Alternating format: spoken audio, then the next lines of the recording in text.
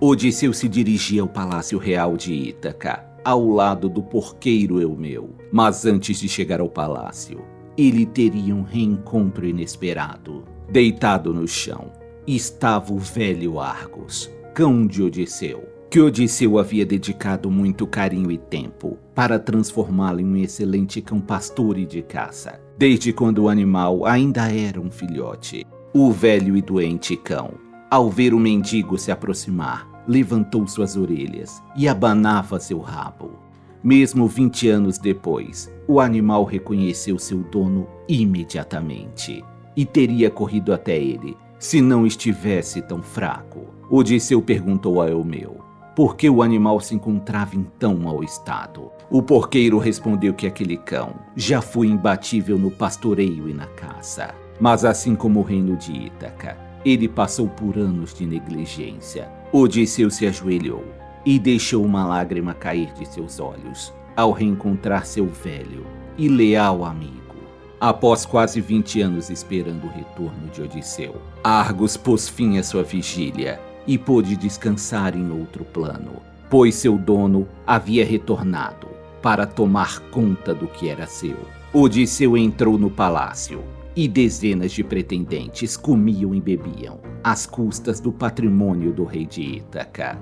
O herói mendigou entre os pretendentes para identificar quem entre eles eram os bons ou os maus. Mas Antino, o mais proeminente entre os pretendentes, quis expulsar o mendigo do palácio, mas ele retrucou dizendo que Antino comia e bebia às custas de outro homem, e mesmo assim se negava a compartilhar um pouco que fosse. Indignado pela insolência do visitante, Antino arremessou um assento de madeira contra o mendigo. Apesar do grande impacto, Odisseu era forte e absorveu a pancada sem demonstrar nenhuma reação. Os demais pretendentes disseram a Antino que aquilo não estava correto, pois por vezes os deuses se disfarçavam para testar a hospitalidade dos homens, e que a vingança dos deuses poderia ser terrível. Odisseu sentou-se no chão para comer os restos de comida deixados pelos pretendentes. Quando o forte Iro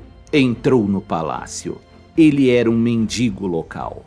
Iro era corpulento e agressivo, e ficou bravo ao ver outro mendigo ocupando seu posto. Ele avançou contra Odisseu e disse para ele ir embora, pois ali não era seu lugar. Odisseu disse para que ele não se cedesse, pois apesar de sua idade, ele ainda poderia lhe dar uma surra, e que ambos poderiam ficar em paz no palácio. Os pretendentes se divertiam com a disputa entre mendigos e estimulavam que eles lutassem entre si. Antino então disse que só aquele que vencesse o outro em combate teria o direito de mendigar no palácio, enquanto o outro teria que partir. Sem alternativa, Odisseu teria que lutar. Iro era forte, mas ficou surpreso ao ver os músculos de Odisseu quando ele retirou seu manto.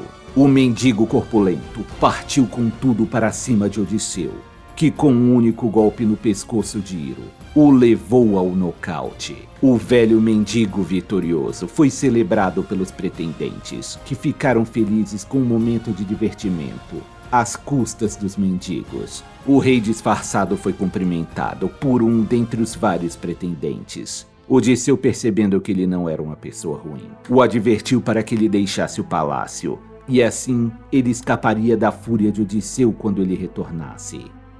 Mas o jovem não lhe deu ouvidos. Foi quando surgiu a rainha Penélope, que estava belíssima, graças a deusa Atena, que a banhou com ambrosia. Odisseu ficou encantado ao poder rever sua esposa após 20 anos.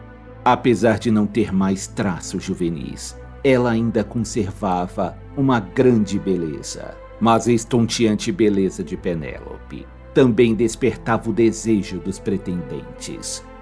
Antino disse que a paciência dos pretendentes estava se esgotando, e por isso, no dia seguinte, ela deveria escolher seu novo marido. Odisseu conversou com Telêmaco e pediu para que ele retirasse do salão principal todas as armas que estavam expostas nas paredes, para que assim eles pudessem dar prosseguimento ao seu plano de vingança. Enquanto o jovem recolhia as armas, ele foi interpelado por um pretendente, que queria saber o que ele estava fazendo. Telêmaco respondeu, dizendo que as armas estavam sendo retiradas para serem limpas e polidas, pois há muitos anos elas não recebiam os devidos cuidados. Enquanto isso, Penélope quis interrogar o velho visitante para saber mais sobre ele e descobrir se ele sabia algo sobre seu marido. O rei disfarçado disse que havia ouvido notícias de que o rei estava prestes a retornar. Tomada pela emoção, Penélope caiu em prantos. Em agradecimento, a rainha pediu que sua velha criada Euricleia lavasse os pés do visitante. Para a surpresa da velha criada, ela reconheceu uma antiga cicatriz que o rei de Ítaca ganhou em uma caçada, quando ainda era jovem. Euricleia sabia que aquele homem só poderia ser Odisseu. O rei de Ítaca conteve a criada para que ela assim não estragasse seu disfarce. Ela prometeu ao rei que manteria seu segredo. Logo depois, Penélope então contou a Odisseu sobre um sonho que teve. Nesse sonho, 20 gansos se espalhavam e bagunçavam todo o pátio do palácio.